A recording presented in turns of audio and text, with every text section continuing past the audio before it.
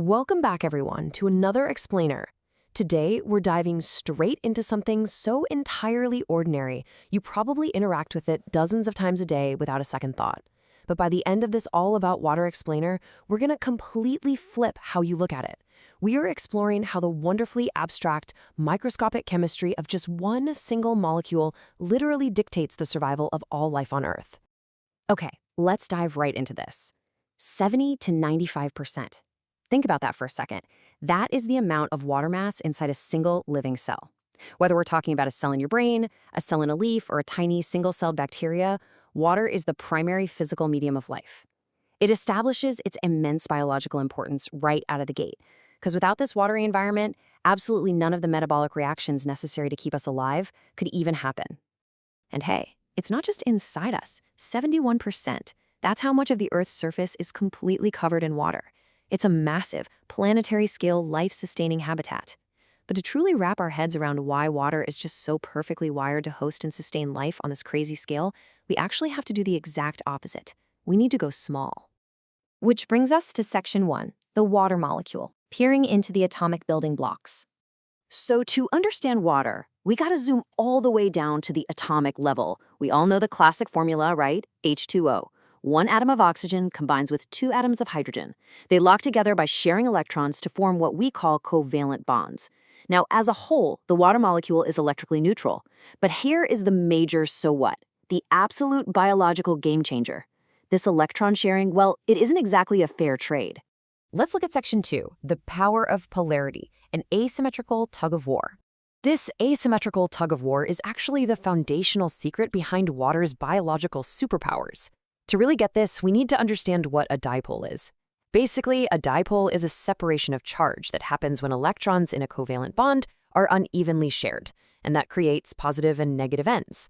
Because the oxygen atom attracts the shared electrons way more strongly than the hydrogen atoms do, those negatively charged electrons spend just a little more time hanging around the oxygen side of the molecule, and that creates some serious chemical tension. Now, what's really interesting here is how this uneven distribution maps out. Because of that greedy oxygen pulling the electrons closer, you get a weak, negatively charged region right at the top. You can see that marked by the delta minus. And down at the bottom, the hydrogen atoms are left with weak positive charges, marked by the delta plus. Notice how they're pushed down to form this asymmetrical V-like shape at an angle of about 105 degrees.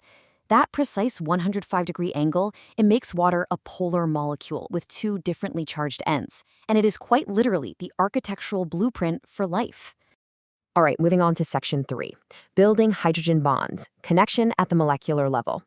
So what actually happens when you pack a bunch of these tiny polarized molecules together in an aquatic crowd? Well, I want to give you a crucial pro tip here so you don't mix up your bonds. On the left, we've got our internal polar covalent bonds. Those are the strong ones holding the single H2O molecule together. But on the right, look at what happens in a crowd. The weak positive hydrogen end of one water molecule is highly attracted to the weak negative oxygen end of the water molecule right next to it. These form hydrogen bonds, which you see as those blue dashed lines.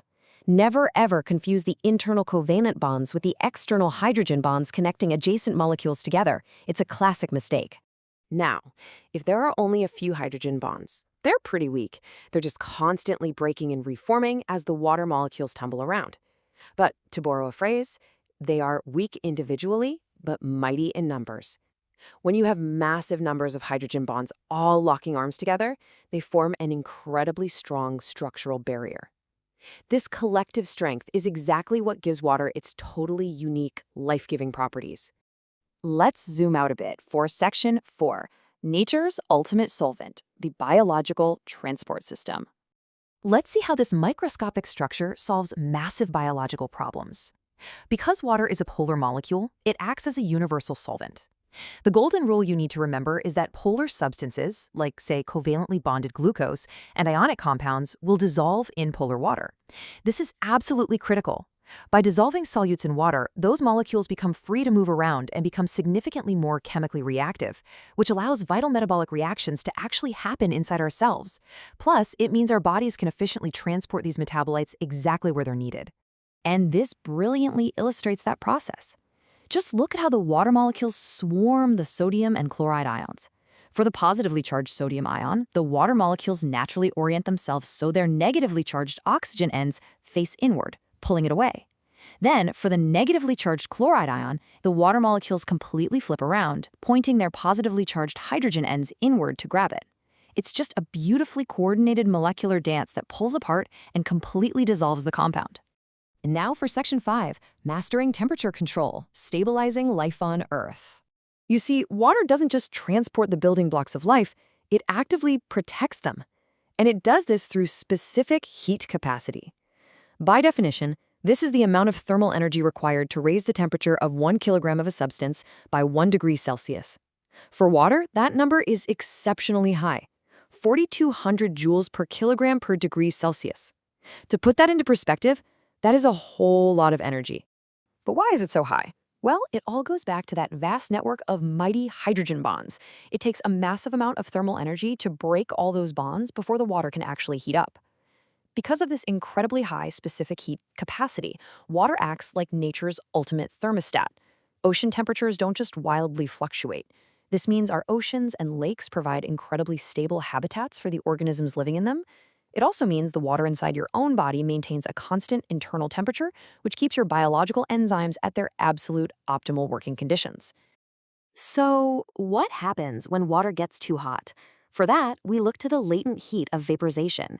To change states, right, from a liquid to a gas, water has to absorb an incredible amount of thermal energy to finally break those stubborn hydrogen bonds and evaporate. And biology exploits this property beautifully.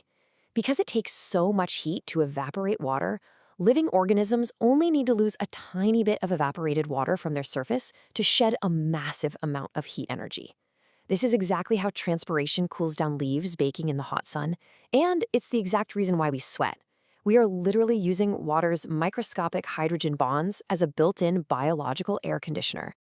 So the crucial point here, bringing it all together, is looking at how the macroscopic roles on the left are entirely dictated by the microscopic chemical reasons on the right. Water is a universal solvent because of its polarity. It gives us stable habitats, optimal internal temperatures, and powerful biological coolants because of the presence of many, many hydrogen bonds. Always remember to link the biological why right back to the chemical what. Which leaves us with this final thought. We just saw how the simple 105-degree angle of a single asymmetrical molecule dictates the physical environment, the chemical reactions, and the temperature regulation of all life on Earth. So, if water is this wonderfully complex, what other microscopic miracles do you think are hiding in plain sight, just waiting to be understood? Think about that the next time you pour yourself a glass. Thank you so much for joining me on this explainer, and as always, keep exploring.